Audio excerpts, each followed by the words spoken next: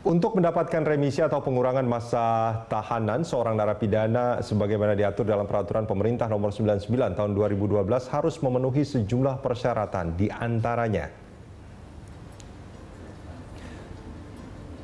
pertama, syarat umum yakni ia berkelakuan baik yang dibuktikan dengan tidak sedang menjalani hukuman disiplin dalam kurun waktu 6 bulan terakhir dan telah mengikuti program pembinaan yang diselenggarakan lapas dengan predikat baik. Kemudian ia juga telah menjalani masa pidana lebih dari 6 bulan. Sementara bagi narapidana pelaku kejahatan khusus seperti korupsi, narkoba, dan terorisme akan dikenakan syarat tambahan, yakni bersedia bekerja sama dengan penegak hukum untuk membantu membongkar perkara tindak pidana yang dilakukannya atau disebut juga dengan justice kolaborator, yang dinyatakan secara tertulis dan ditetapkan oleh instansi penegak hukum. Kemudian telah membayar lunas denda dan uang pengganti sesuai dengan putusan pengadilan untuk narapidana yang dipidana karena melakukan tindak pidana korupsi. Selanjutnya telah mengikuti program deradikalisasi yang diselenggarakan oleh Lapas dan atau Badan Nasional Penanggulangan Terorisme serta menyatakan ikrar, yakni berupa kesetiaan kepada Negara Kesatuan Republik Indonesia secara tertulis bagi narapidana warga negara Indonesia dan tidak akan mengulangi perbuatan tindak pidana terorisme secara tertulis bagi narapidana warga negara asing yang dipidana karena tindak pidana terorisme.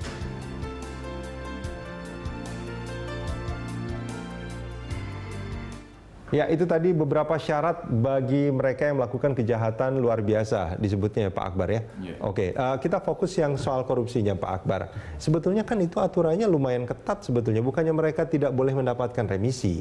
Yeah. Tapi untuk mendapatkan remisi tidak mudah bagi mereka. Yeah. Nah, ini gimana Pak Akbar? Ya, jadi inilah yang perlu kita luruskan bahwa seolah-olah merubah PP 99 itu mencabut moratorium.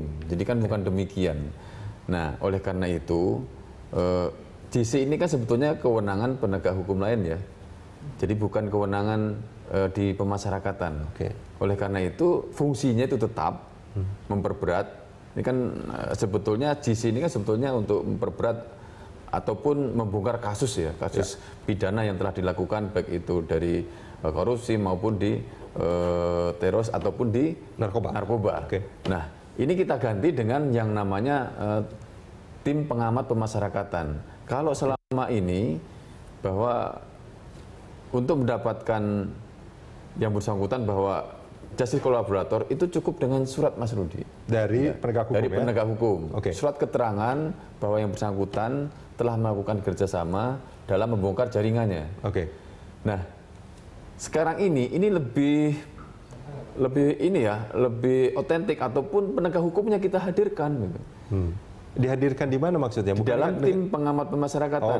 Ya, jadi tim pengamat pemasyarakatan ini bukan hanya orang dari Kemenkumham ya? Ya, bukan dari Kemenkumham saja, tetapi juga kalau misalnya dia terkait dengan narkotika, kita hadirkan dari BNN. Kemudian kalau terkait dengan teroris, itu kita hadirkan dengan itu BNPT atau Densus 88. Nah, terkait dengan korupsi, ya kita akan hadirkan dari KPK ataupun dari kejaksaan yang menangani kasus ini. Nah, kalau dari TP ini kan tim. Ya. Terdirinya dari mereka yang penegak hukum yang terkait dengan apa namanya pelanggaran itu dan siapa lagi yang akan ada di sana? Orang-orang ya mungkin bisa jadi psikolog, ya, atau kemungkinan dari agama, kemudian agama yang memang menangani bahwa memang di dalam lapas itu dia sudah menunjukkan perilaku yang menuju kebaikan.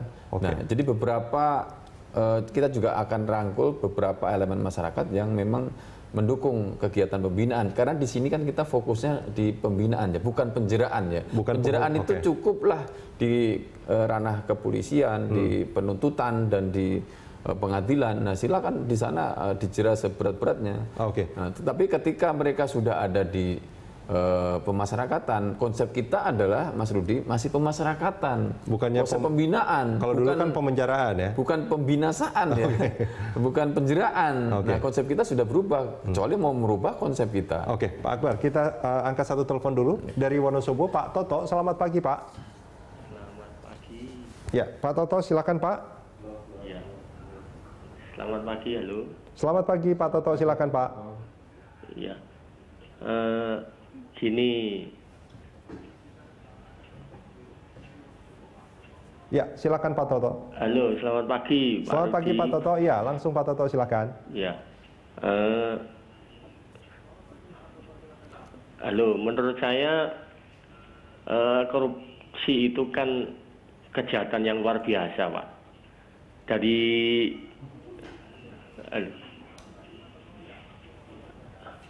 ya, menurut saya korupsi itu kan kejahatan luar biasa.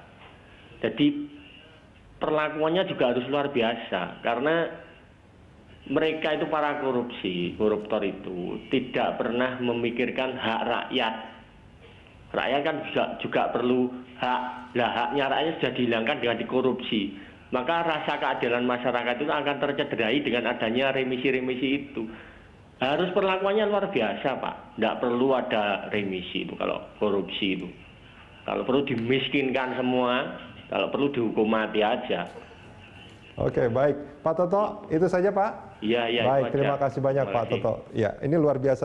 Ini nih kalau boleh saya simpulkan ini kegeraman Pendapat ya. masyarakat Indonesia terhadap korupsi dan koruptor tentunya dalam hal ini. Nah, ini gimana Pak Ya, Akbar? sependapat ya Mas Rudi ya. Jadi memang mereka-mereka yang tersangkut kasus korupsi, Ya. memang dari awal harusnya sudah dijerahkan.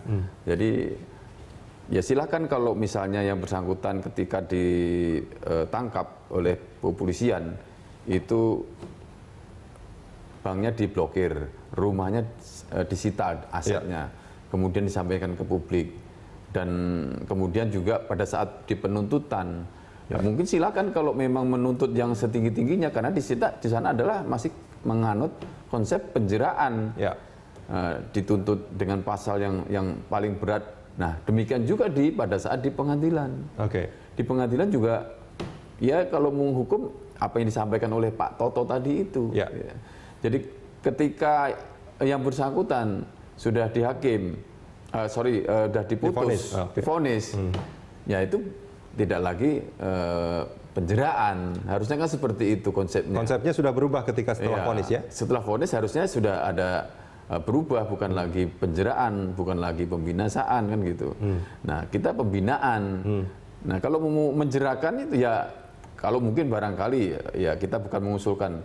Kalau memang tidak dapat remisi ataupun perlakuannya seperti apa, kan bisa Tapi kalau dicantumkan misalkan- di pengadilan ya, Pak misalnya Akbar. di dalam salah satu putusan. Kalau seandainya mereka ini mendapatkan remisi dengan dalam tanda kutip ini bagi sebagian orang dianggap mudah sebetulnya walaupun sebetulnya syaratnya luar biasa susah.